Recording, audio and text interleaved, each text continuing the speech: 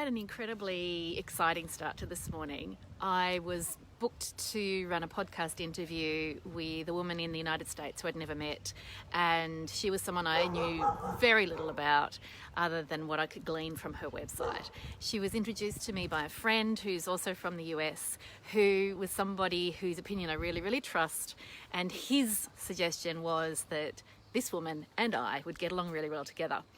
What I really love is when worlds collide, when people who really need to meet each other somehow meet each other and just click. So this morning I met Amberly Largo.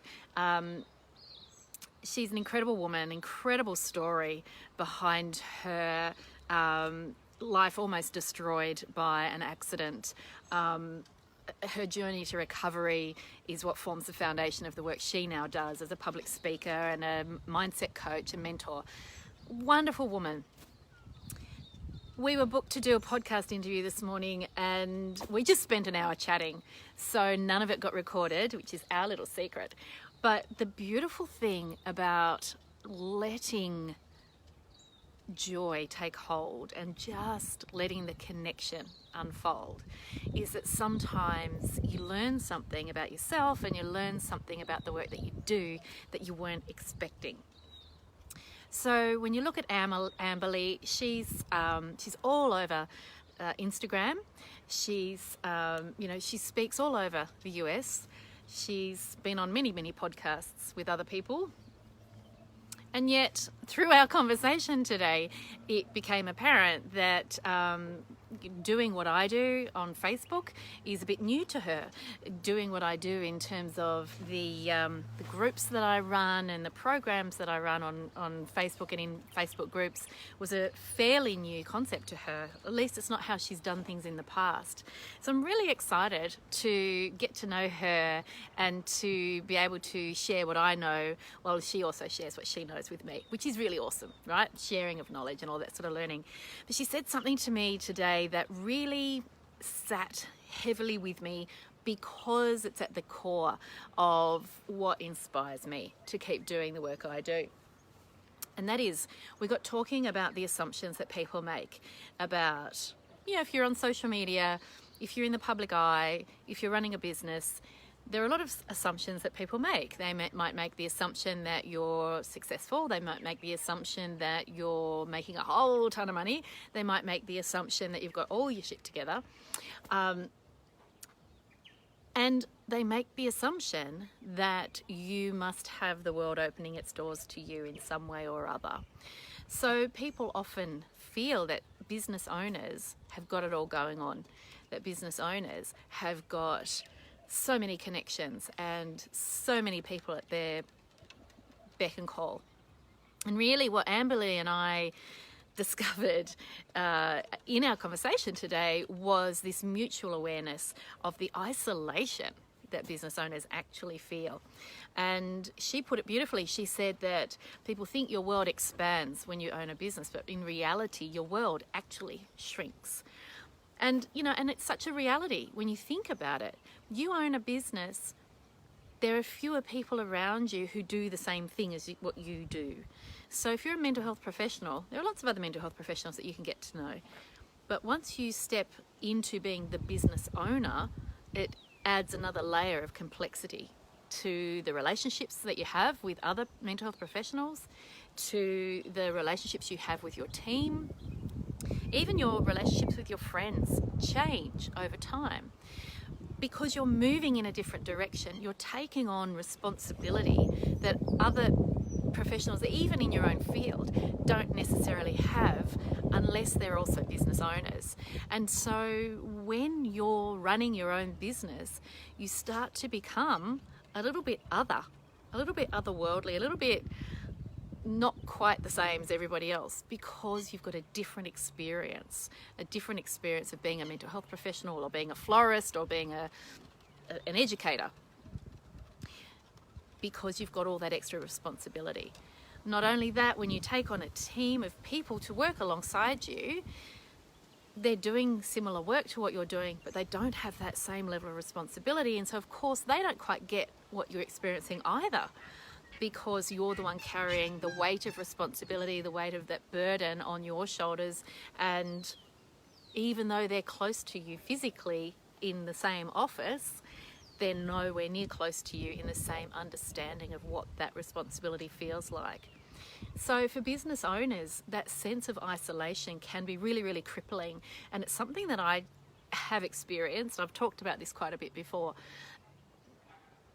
My concern with business owners who stay isolated is twofold. So first of all, the risk of burnout is incredibly real.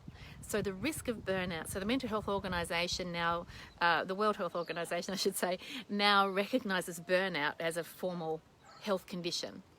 Something that you need to be aware of, need to be on the lookout for, need to watch for, and something that you need to fix if it happens to you. So as a business owner, your risk of burnout is very, very real because of all the stresses you've got on you. You've got financial stress, you've got responsibility for staff, you've got responsibility for clients, you've got responsibility for marketing and sales and all the other layers of responsibility that come with owning a business. And even though you might have a team of people working around you to help spread the workload, it doesn't spread the responsibility. Not really, not in a real sense. So unless we connect with one another, unless we find each other, unless our worlds collide and we somehow meet each other as business owners, whether we're in the same field or not is irrelevant, unless we can make connections with each other, we stay isolated. We stay feeling wrong when things are difficult. This is an important point because all businesses have ups and downs. It's just absolutely normal. And yet you won't know that it's normal if you are isolated. You will internalize that as something wrong in you as a business owner. You'll internalize it as a failing. You'll internalize it as, I'm really bad at this. I should just go back and get a job in government or somewhere else. I think that if you think about being a new parent with a brand new baby and you've got no idea what you're doing and you're just hoping, this is a conversation I had with Anthony Trucks yesterday actually, so when that podcast episode is released, you'll hear more about this idea. But you're desperately hoping that your baby keeps breathing. Now, when you're running your business, it's the same thing. You are desperately hoping that your business keeps breathing, that you're able to keep this thing alive, and that you're not going to kill it by mistake, right? When you are a new parent, one of the best things you can do is join a group of other new parents with babies of similar ages, because all of a sudden, all the things you're going through start to get normalized and you start to realize, I'm not a bad mother, this is just what babies do. It's the same with business. If you can connect with other business owners and recognize that the ups and downs are part of the gig, you'll start to own that it's not that you're a bad business owner. It's not that you suck at what you do. You're doing a great job. Absolutely doing a great job. This is just part of the gig. So I use the analogy of ship's captains. You know, a ship's captain doesn't blame themselves and call themselves a failure if the waters they're navigating suddenly get choppy. That's part of the gig. That's part of sailing on the ocean. You don't get on a roller coaster and expect it to go round and round in very placid little circles. Roller coasters go up and down. That's part of the gig. So when you are in business, part of the gig is surviving those ups and downs, but you shouldn't expect yourself to survive those on your own, just surviving on your own wits. Because at the end of the day, that's a one-way path to burnout. The second point that worries me about that is mental health and business ownership. Now, obviously, I'm a psychologist, but I'm also a business owner. And I know myself that there have been times when I have just been stretched to near breaking point, but I've always been able to get back to myself. But I'm mindful in my journey, what would happen if I allowed myself to get stretched beyond breaking point? What would happen if I had allowed myself in the past to stay isolated? I absolutely believe that if I had remained isolated, I wouldn't still be in business. I would have broken by now. For me, the journey has been about finding other like-minded spirits and really connecting with them. And then in my mentoring, helping others find each other. So being a little bit like a beacon in the dark, helping you find your way so that you can connect with other business owners, so that you can see that most of what you're dealing with is normal, that you can tweak some of those things to make the journey easier. It's what I do, and it's my absolute pleasure to do it, I must say. I love the work that I do. So thank you to the universe for throwing Amberly, and to my friend Ed Goyette, for throwing Amberly Largo my way this morning, because she and I just connected on that soul level, and I know that we're going to spend a lot of time sharing ideas together, and we will still record the podcast episode that we didn't get time to do today, and I can't wait to share that with you when that's available. In the meantime, do not forget, Fire Starters is open for registrations, but they close tomorrow night because we start next week, and it's only a 30-day program. Only 6 places available, which means there's actually only 2 spots left. So if you are interested, if you're curious, you better get on to me today, and I can tell you all about Fire Starters, or you can have a look at my website if that helps. Enjoy your weekend. Those of you in Australia, if it's relevant to you, have a fabulous Father's Day tomorrow.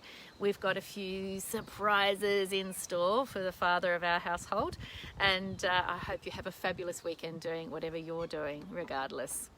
Bye-bye for now. Mwah.